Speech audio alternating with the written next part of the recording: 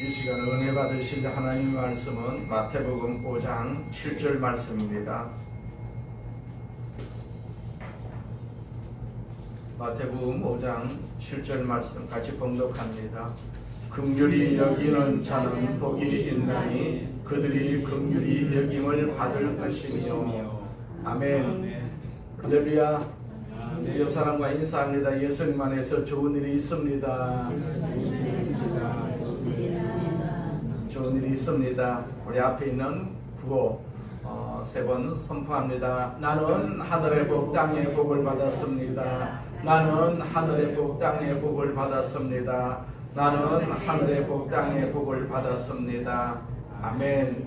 전능하신 하나님 아버지, 우리에게 복 주시기를 원하시는 하나님, 오늘 이 자리에 모인 우리 모두에게 이 복을 주시옵소서. 이 하늘의 복으로 땅의 복으로 이 세상을 살아갈 수 있도록 우리를 축복하여 주시옵소서. 주의 성령께서 이 자리에 계심을 감사합니다. 우리 머리 위에 항상 기름 부어주시고 우리 육신을 건강하게 하여 주시옵소서. 마귀가 다 떠나가고 질병이 떠나가고 거룩한 모습으로 주를 섬기는 우리 성도들 되게 하여 주옵소서. 예수님의 이름으로 기도드립니다. 아멘. 우리가 계속해서 예수님께서 말씀하신 산상수훈에서 8가지 복에 대해서 우리가 지금 말씀을 나누고 있는데, 오늘은 5번째 복입니다. 긍휼히 여기는 자의 복이라는 제목으로 같이 은혜를 나누고자 합니다. 자, 1941년 폴란드의 카톨릭 신부였던 이 콜베라는 그러한 신부는 나치에 저항하고 그 유대인들을 도왔다는 그러한 이유로 아우슈비츠 수용소에 감금이 됩니다. 수감이 됩니다. 그것은 인간의 존엄성이 완전히 파괴된 것이고, 사람들은 이름 대신에 번호로 불리면서 짐승보다 못한 취급을 받았어요. 그 콜베 신부의 번호가 16,670번이었다라고 합니다. 1941년 7월 말에 콜베 신부가 속한 수용동에서 한 명의 탈출자가 발생이 합니다.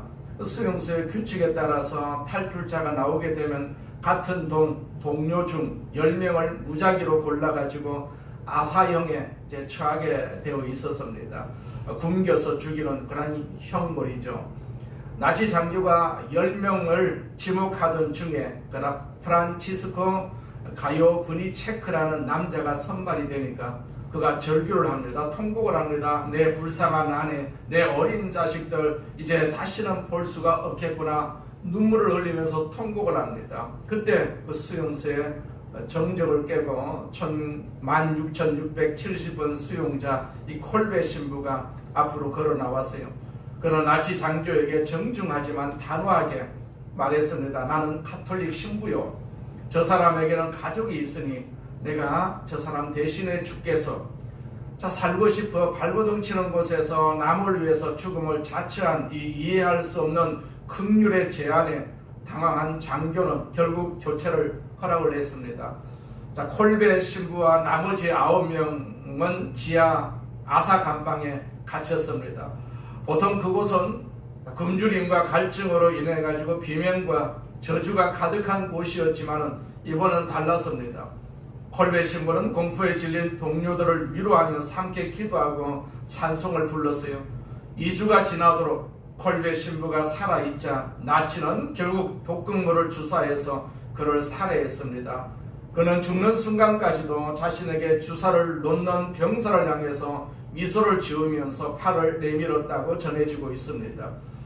콜베 신부 덕분에 목숨을 건진 이 가요분이 체크는 전쟁 후 무사히 집으로 돌아가 가족을 만났어요. 그는 평생을 이 콜베 신부의 희생을 전 세계에 알리는 데 바쳤습니다. 1982년 교황 요한 바오로 2세가 콜베 신부를 성인으로 시승할 때 그 자리에 직접 참석해서 눈물을 흘렸습니다. 이 시승은 가톨릭 교회에서 죽은 사람을 성인, 세인트 반열에 올리는 공식적인 선포를 의미합니다.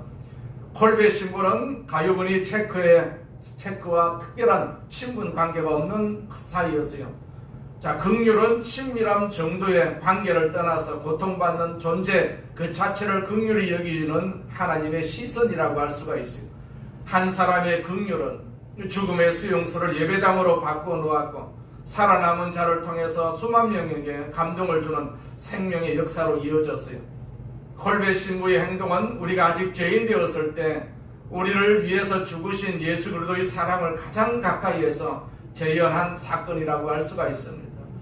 오늘 우리는 콜베 신부의 가슴 속에 흐르던 그 하나님의 믿음, 하나님의 마음, 바로 긍휼이 무엇인지, 그리고 그 마음을 품은 자에게 약속된 복이 무엇인지 함께 나누어 보고자 합니다. 자, 예수님의 팔복 가운데 이 5번째 복은 주님의 가르침, 그 사랑의 가르침의 바탕이 되는 긍휼의 축복을 우리에게 가르치고 있어요. 긍휼함이 없이는요, 상대방을 사랑할 수가 없고 상대방을 용서할 수도 없습니다. 긍휼히 여기는 자는 복이 있나니 그들이 긍휼히 여김을 받을 것이며 라고 기록을 하고 있어요. 우리가 이 말씀 앞에 일련의 물음을 던지지 않을 수가 없어요. 무엇이 긍휼인가? 왜 우리는 긍휼을 베풀어야 하는가? 어떻게 긍휼을 베풀어야 하는가? 그리고 누구에게 이 긍휼을 베풀어야 할까요? 첫째로 긍휼이 무엇일까요? 히라보에는 이 단어는 원래 엘레오스라고 라는 단어가 쓰여져 있어요. 엘레오스. 자, 한 성서학자는요, 이 단어를 이렇게 정의를 합니다. 이것은 당연한 결과로 비참한 상태 속에 있는 사람을 오히려 불쌍히 여겨서 그를 돕고자 하는 미덕이다 라고 정의를 내렸어요. 당연한 결과로 비참한 상태 속에 빠져있는 사람을 오히려 불쌍히 여겨 그를 돕는 미덕이다. 이것이 긍휼이라는 단어로 이렇게 성서학자가 말을 하고 있어요. 자, 17세기 영국의 청교도 신학자이자 설교가인 토마스 왓슨은 그의 저서 긍휼의 하나님이라는 책에서 은혜라는 단어가 죄 가운데 빠져있는 사람들을 향한 하나님의 호의라면 긍휼이라는 것은 죄의 결과로 비참한 상태 속에 빠져있는 사람들을 향한 하나님의 애정이다. 자, 그렇게 정의를 했어요. 우리는 지난 시간에 의에 줄이고 목마른 사람의 복에 대해서 함께 나누었어요. 그들이 배부를 것이다 라고 말씀하셨어요. 그리고 의는 하나님의 성품이라고 강조했어요. 여러분, 동시에 이 긍휼이 또한 하나님의 성품인 것을 우리가 알 수가 있지 않겠어요? 하나님 만약 의로운 하나님이신데 긍휼이 없다면 그 하나님은 얼마나 우리에게 독하고 무섭고 엄격한 하나님이겠습니까? 반면에 하나님이 우리를 긍휼히 여겨주시는 하나님이시기는 한데 그분에게 의가 결핍되어 있다면 하나님이 우리를 향한 그 사랑과 긍휼은 얼마나 감상적인 긍휼이겠습니까? 그는 의로우신 하나님이십니다. 동시에 긍휼히 여기시는 하나님이십니다. 에베소서 2장 4절에 보시게 되면 그 하나님은 긍휼이 풍성하신 하나님이다, 그렇게 말씀하고 있어요. 자, 성경은 거듭거듭 강조해가지고 그분은 우리를 불쌍히 여기신다, 그분은 우리를 긍휼히 여기신다라고 우리에게 강조하고 있습니다. 긍휼은 하나님의 성품입니다. 따라서 이 긍휼은 또한 우리 성도들이 자신 안에서 완성해야 할 인격의 덕목이라고 말할 수가 있습니다. 이 의로우신 하나님, 긍휼히 여기시는 하나님을 받아들이고 그 하나님 안에 삶을 살고자 하는 모든 성도들이 동시에 추구하고 완성해야 할 인격의 덕목 중에 하나가 이 긍휼이라는 사실입니다. 긍휼.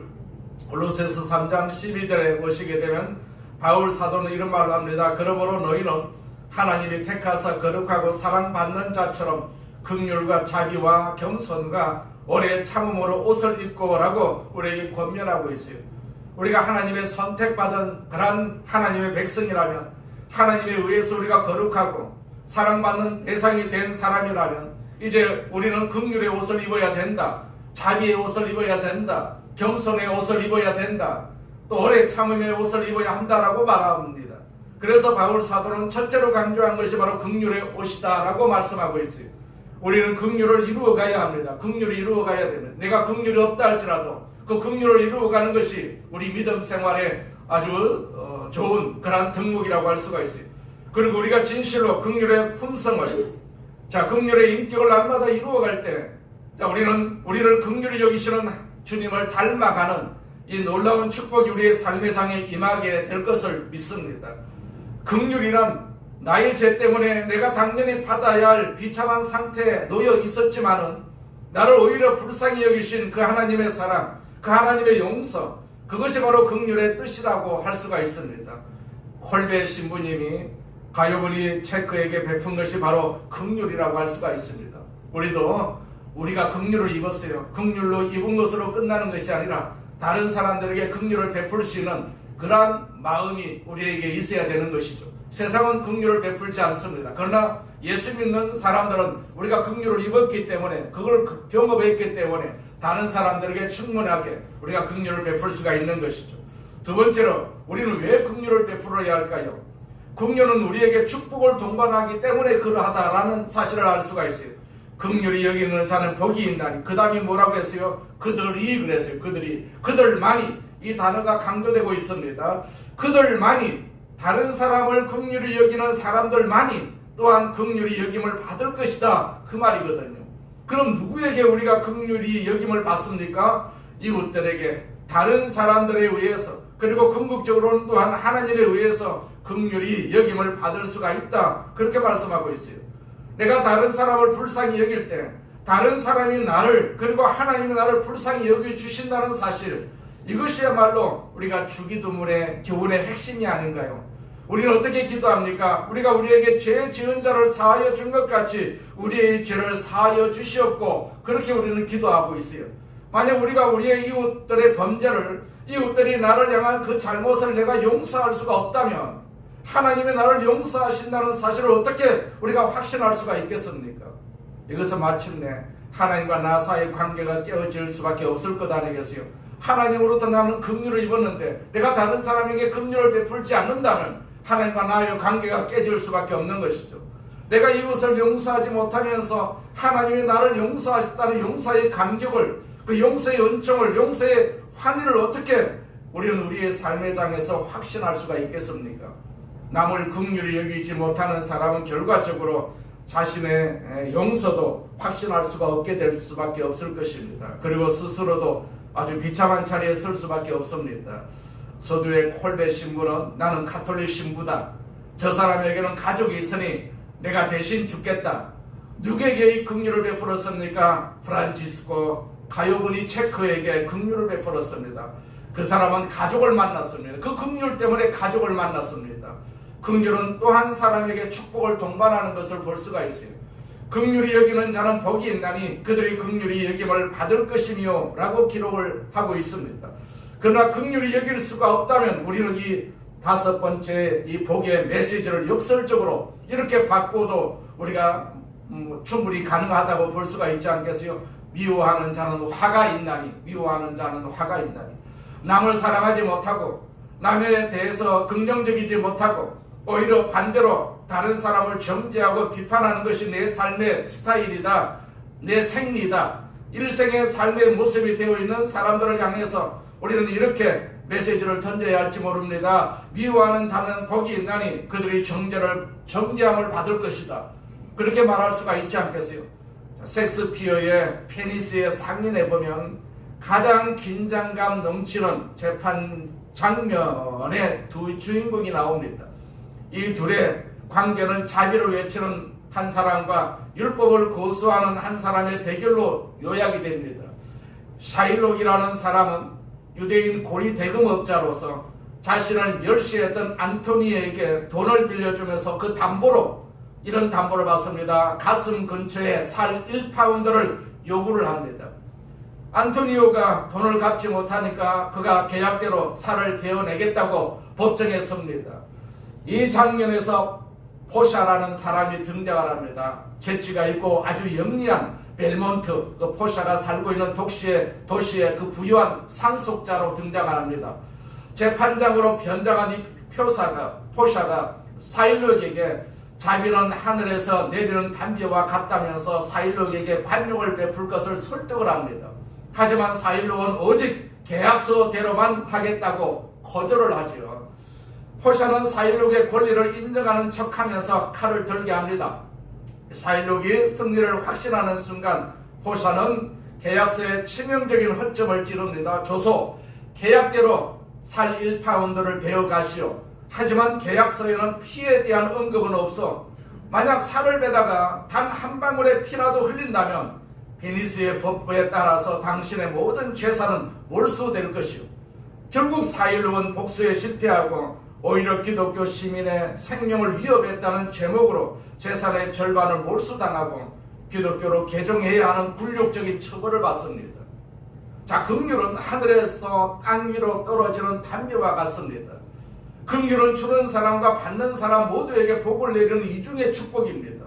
그래서 긍휼히 여기는 자는 복이 있나니 그들이 긍휼히 여김을 받을 것이다, 그렇게 말씀하고 있어요. 그러면 어떻게 우리는 이 긍휼을 베풀 수가 있을까요? 우리가 작은 공동체를 통해서 크리스찬의 영성의 삶을 한평생 과제로 알고 추구했던 헨리 나우에는 용서의 삶을 살고자 하는 사람, 그러니까 용서를 자기의 삶의 스타일로 삼고자 하는 사람에게 세 가지 중요한 권면을 합니다. 첫째는 묵상의 삶, 두 번째는 결단의 삶, 세 번째는 기도의 삶입니다.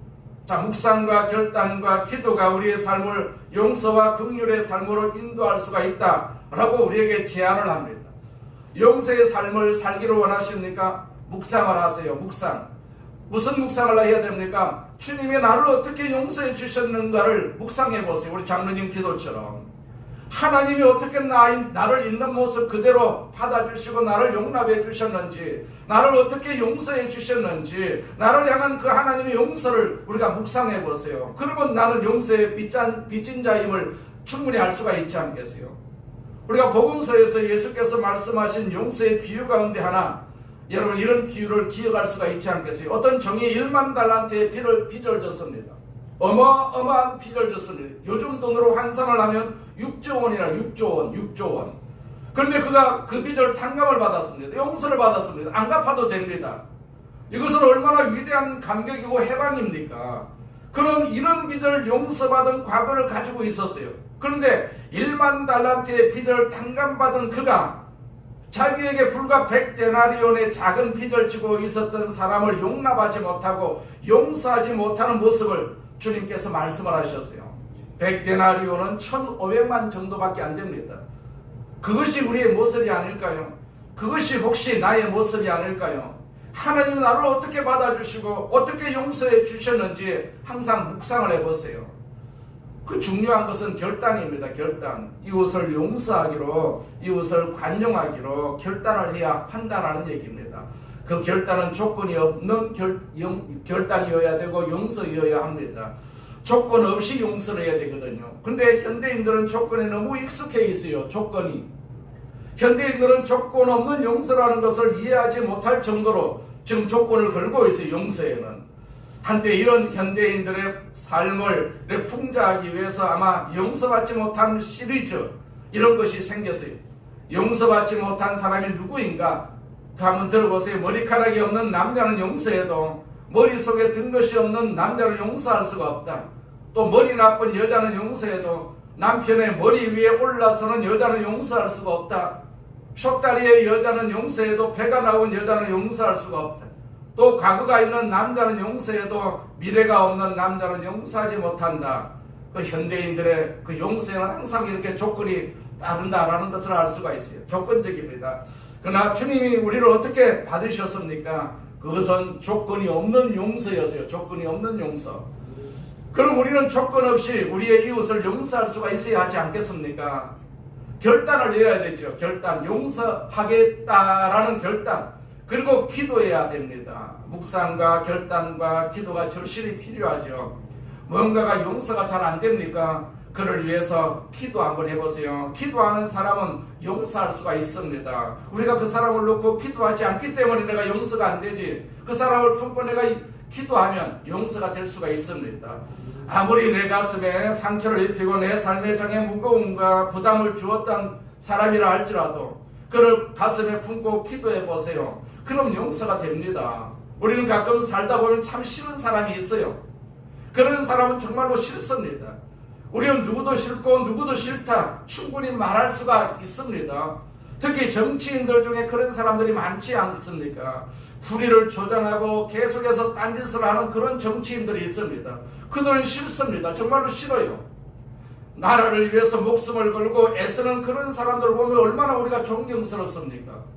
나라는 그런 사람들이 있어야 나라가 부흥할 수가 있고 성장할 수가 있고 복을 받을 수가 있지 않겠어요? 싫은 사람이라 할지라도 우리가 그 사람을 내 가슴에 품고 기도하면 싫은 사람도 가슴에 품고 하나님 그를 불쌍히 여겨주시옵소서. 기도하면 인간관계가 순화가 됩니다. 싫은 사람이 없는 사람이 어디 있겠어요?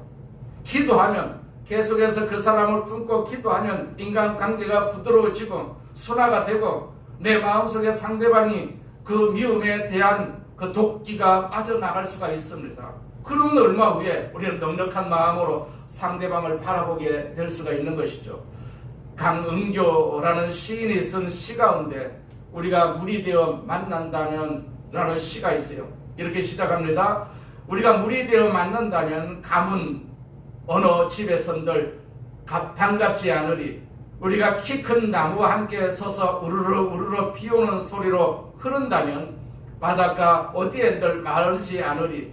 우리가 만약 온 몸을 부딪혀 온다면 이미 저물어버린 세상의 낮, 이미 지워져 버린 세상의 길, 우리가 만약 어느 잔인한 구름 속에서 한 번도 섞이지 않은 순수한 물방울로 떨어진다면 내일은 또다시 어디선가 그대와 나는 만나리. 흐르는 물 위로 비치는 두 개의 둥근 달이 되어 만나리. 우리가 만약 물이 되어 만난다면 이 세상의 모든 가문 곳은 다 적셔지리 라는 시입니다. 시의 그 마지막 부분에 보시게 되면 이렇게 시는 초청을 하지요. 우리가 만약 물이 되어 만난다면 이 세상의 모든 가문 곳은 다 적셔지리. 자, 기도가 그것을 가져다 주는 것입니다. 기도가 그것을 발견합니다. 자주 우리가 기도하고 묵상하시기 바랍니다. 주께서 나를 어떻게 사랑하셨는가, 어떻게 나를 용서하셨는가, 그리고 결단하시기 바랍니다. 조건 없이 사랑하기로, 용서하기로 기도하십시오. 나는 마침내 그리하면 넉넉한 가슴으로 내 사랑하는 이웃들을 바라볼 수가 있을 줄로 믿습니다. 셋째로 누구에게 우리가 긍휼을 베풀어야 할까요? 먼저 불행한 사람들에게 베풀어야 되겠지요. 내 주변을 바라보시기 바랍니다. 얼마나 불행한 이웃들이 많습니까? 스가랴서 7장 9절과 10절을 보시게 되면 스가랴 선지자는 이렇게 기록을 합니다. 만군의 여호와가 이같이 말하여 이르시기를 너희는 진실한 재판을 행하며 서로 인애와 긍휼을 베풀며 고아와 가부와 나그네와 궁핍한 자를 압제하지 말며 서로 헤아려고 마음에 도모하지도 말라 하였으나, 그런 말씀이 있습니다. 누구에게 긍휼을 베풀라고 했어요? 고아와 가부와 나그네와 궁핍한 자에게. 가장 인생의 비참을 경험한 사람들이 바로 이런 사람들이 아니겠습니까? 고아, 가부, 나그네, 가난한 사람들에게 긍휼을 베풀어라. 우리가 눈을 들어서 쳐다보시기 바랍니다. 우리 주변에 얼마나 긍휼을 베풀어야 할 사람들이 많은지. 자, 불행한 사람들에게 긍휼을 베푸시기를 바랍니다. 그러나 동시에 또한 불의한 사람들, 의롭지 못하게 나를 대하는 그런 사람들, 그래서 내 가슴에 상처를 준 사람, 그리고 나를 핍박하고 나를 고통스럽게 한 사람에게도 긍휼을 한번 베풀어 보시기 바랍니다. 그것이 주님께서 우리에게 보여주신 모범이 아니겠습니까? 2000년 전에 그 십자가에 달리실 때 자기를 십자가에 못 박은 사람들을 위해서 기도하시던 그 주님의 음성을 우리는 충분히 알 수가 있습니다. 누가복음 23장 34절에 보면 아버지 저들을 사하여 주옵소서 자기들이 하는 것을 알지 못합니다. 이것은 긍휼의 가슴에서 나온 기도이거든요. 이 주님에게서 그 기도를 배웠던, 그 인생을 배웠던 스데반의 마지막 장면도 우리가 충분히 기억하고 있지 않겠어요? 그 돌팔매질로 자기를 향해서 마지막 죽음을 요구하고 있는 그런 이웃들을 향해서 드렸던 스데반의 기도, 뭐라고 기도했습니까? 사도행전 7장 60절에 보니까 무릎을 꿇고 크게 불러 이르되 주여 이 죄를 그들에게 돌리지 마옵소서, 이 말을 하고 자니라, 그렇게 기록을 하고 있어요. 누구에게 이 기도를 배웠을까요? 주님에게서 배웠을 것 아니겠습니까? 누구에게 이 삶을 배웠을까요? 주님에게 그 삶을 배웠을 것입니다. 스데반의 기도는 예수님이 십자가에 하신 그 기도, 아버지 저 사람들을 용서하여 주옵소서, 저들은 자기들이 하고 있는 일을 알지 못합니다. 이 기도와 놀라울 정도로 닮아 있지 않겠습니까? 긍휼은 전념이 됩니다. 전념이 됩니다. 예수님의 긍휼을 경험한 스데반이 그 모델을 따랐고 그 스데반을 본 초대 교회가 긍휼의 공동체가 되었지 않겠어요? 그 토마스 모어는 영국의 법률가고 정치가고 그리고 인문주의 철학자입니다. 우리에게는 유토피아라는 저자로 가장 잘 알려져 있습니다. 그는 신령을 지키기 위해서 왕의 명령을 거부하고 죽음을 택한 양심의 수호자로 평가를 받고 있습니다. 헨리 8세가 강력한 후계자 그 아들을 얻고 왕권을 강화하기 위해서 총 6명의 부인을 두었습니다.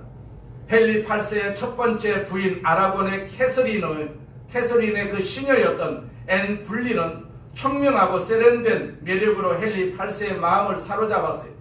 헨리 8세는 앤 분린과 결혼하기 위해서 첫 부인과의 이혼, 그 혼인, 그런 무효화를 시도했지만은 교황청이 이를 거부했어요. 이에 헨리 8세는요, 수장령을 선포해가지고 로마 카톨릭과 결별하고 잉글랜드의 국교회, 성공회를 세우는 종교 개혁을 단행을 한 사람입니다.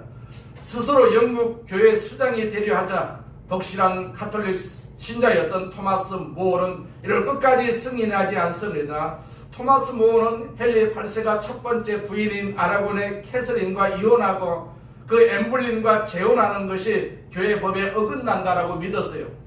헨리 8세는 자신의 절친한 친구이자 대법관이었던 모어가 이 결혼을 지지해 주기를 간절히 바랐지만은 이 토마스 모어는 침묵으로 일관하면서 저항을 합니다.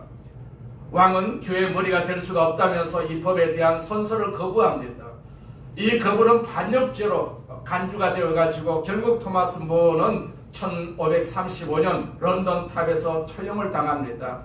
처형되기 위해서 그는 나는 왕의 좋은 종으로 죽지만 그보다 먼저 하나님의 착한 종으로 죽는다라는 유명한 말을 남겼습니다. 가톨릭 교회는 그의 순교를 기려가지고 1935년에 성인으로 시성을 합니다. 나는 왕의 좋은 종으로 죽지만 그보다 먼저 하나님의 착한 종으로 죽는다. 자, 불의한 사람들이 나에게 가슴 아픈 상처를 입힌 불의한 사람들에게 그렇게 긍휼을 한번 베풀어 보십시오. 불행한 사람들에게, 불의한 사람들에게, 그리고 불신의 사람들에게도 긍휼을 한번 베풀어 보시길 바랍니다. 불행은 참 비참합니다. 불의를 행하는 것도 비참할 수밖에 없지 않겠어요? 우리가 세상에 불의를 보면 얼마나 비참할 수밖에 없지 않겠어요? 그러나 불신은요, 믿지 않는 것은 더욱더 비참한 것 아니겠습니까? 아십니까? 불행보다도 더 커다란 비참이 있습니다. 불의를 행하는 것보다도 더 커다란 비참이 있습니다. 그것은 하나님이 없이 하나님을 신뢰하지 않고 인생을 살고 있는 사람들이라고 할 수가 있습니다. 그들을 향해서 기다리고 있는 마지막의 사건은 지옥입니다. 지옥. 이것보다 더 커다란 비참이 어디 있겠어요? 장로님이 우리가 천국 가는 열차를 타고 가다가 여러 가지 정거장이 있는데 거기에 내리면 안 된다는 얘기입니다. 내리면 안 됩니다. 그 불신은요, 결과적으로 지옥까지 갈 수밖에 없는 것입니다. 영원한 진노의 대상이었을 때 나를 긍휼히 여겨주시고 나를 그 지옥에서 건져내셔서 천국의 아들로 삼아주신 하나님, 이것은 하나님의 긍휼 때문이 아니겠습니까? 그래서 베드로전서 2장 10절에 보시게 되면 사도 베드로는 이런 말을 합니다. 너희가 전에는 백성이 아니더니 이제는 하나님 백성이요 전에는 긍휼을 얻지 못하였더니 이제는 긍휼을 얻은 자니라. 자, 전에는 하나님 백성이 아니더니 이제는 하나님 백성이다. 전에는 긍휼을 얻지 못하였더니 이제는 긍휼을 얻은 자다. 우리가 다 긍휼을 얻었지 않습니까? 전에는 긍휼을 얻을 수가 없었어요. 그러나 우리는 이제는 예수님에 의해서 긍휼을 얻은 자입니다. 우리가 천국을 얻은 자이다라는 사실을 우리는 알 수가 있지 않겠어요? 우리가 이 하나님의 그 긍휼을 여겨주심으로 우리가 용서함을 받아가지고 예수 그리스도를 구주와 주님으로 믿고 하나님을 아버지라고 부르고 있는 이 삶을 살게 되었다면 여러분, 이제 하나님 없이 살고 있는 사람들, 그 불신앙의 이웃들에게 긍휼의 복음을 이렇게 전하시기를 바랍니다. 하나님은 당신을 긍휼히 여겨주십니다. 하나님은 용서함을 받을 수가 있습니다. 당신은 하나님의 사랑을 입을 수가 있습니다. 이렇게 전하는 이런 사람들은 온 세상을 쳐다보면서 또 이렇게 기도할 수가 있지 않겠어요? 주여, 주의 긍휼을 이 땅에 부어 주시옵소서. 불의가 많은 이 세상에, 죄가 많은 이 세상에 긍휼을 부어 주시옵소서. 우리가 그렇게 기도해야 할 그러한 기도의 용사라고 볼 수가 있습니다. 우리가 그냥 신앙생활하는 것이 아니라 이 세상을 바라보면서 우리 환경을 바라보면서 주님의 긍휼을 구하는 그러한 믿음의 삶이 되어야 될 줄로 믿습니다. 네. 우리가 긍휼을 입었기 때문에 다른 사람들도 얼마든지 긍휼을 입을 수가 있는 대상이거든요. 언제 우리가 긍휼의 대상이 어떻습니까? 하나님이 일방적으로 우리를 긍휼히 여겨주시고 불쌍히 여겨주셔서 우리를 구원해 주신 것이기 때문에 우리도 전혀 긍휼을 입지 못할 것 같은 그런 사람들에게도 우리가 긍휼을 베풀어 달라고 기도하는 기도의 도구가 되어야 될 줄로 믿습니다. 이것이 우리 신앙생활에 있어서의 사명이라고 볼 수가 있는 것이죠. 우리가 긍휼을 부어달라고 기도하면 우리가 긍휼을 입을 수가 있다는 얘기입니다. 그렇기 때문에 우리는 언제나 상대방을 불쌍히 여겨서 하나님 저에게 불쌍히 여겨 주시옵소서, 긍휼을 베풀어 주시옵소서, 나에게 베풀어 주신 그 용서, 그 긍휼 저 사람에게도 베풀어 주시옵소서. 우리는 그렇게 기도해야 될 줄로 믿습니다. 우리가 늘 기도해야만이 우리가 관계를 유지할 수가 있지 않겠어요? 우리가 같이 사는 사람에게도 우리가 정말로 기도하지 않으면 우리가 굉장히 불편할 수밖에 없지 않겠어요? 헤어지는 사람들 보세요. 기도하지 않기 때문에 헤어질 수밖에 없지 않겠어요? 우리도 헤어질 수 없는 환경 속에서 살고 있다 할지라도 우리는 기도하기 때문에 절대로 헤어질 수가 없지 않겠어요? 긍휼히 여겨 주시옵소서, 불쌍히 여겨 주시옵소서. 그 기도 때문에 우리가 가정생활이 유지가 되고 있다는 사실도 너무나도 잘 알고 있지 않겠어요? 그렇기 때문에 늘 기도하면서 나를 불쌍히 여겨주신 그 하나님의 은혜가 이 세상 어디에도 임하게 해 주시옵소서. 우리는 그렇게 기도해서 이 세상이 긍휼로 풍성해서 모든 사람들이 하나님의 복을 받는 그런 복된 삶이 되기를 우리는 간절히 소망해야 될 줄로 믿습니다. 전능하신 하나님 아버지 감사합니다. 우리 아버지 하나님께서 우리에게 긍휼을 베풀어 주셔서 이렇게 구원하여 주시고 하나님 앞에 예배 드리시도록 은혜 베풀어 주심을 감사합니다. 하나님께서 우리를 불쌍히 여겨주셔서 이 자리에 또한 불러주심을 감사합니다. 주님 영광을 받으시옵소서. 그 긍휼이 항상 풍성하게 임하게 하여 주셔서 주의 뜻을 이루어 드리는 도구가 되게 하여 주옵소서. 예수님의 이름으로 기도드립니다.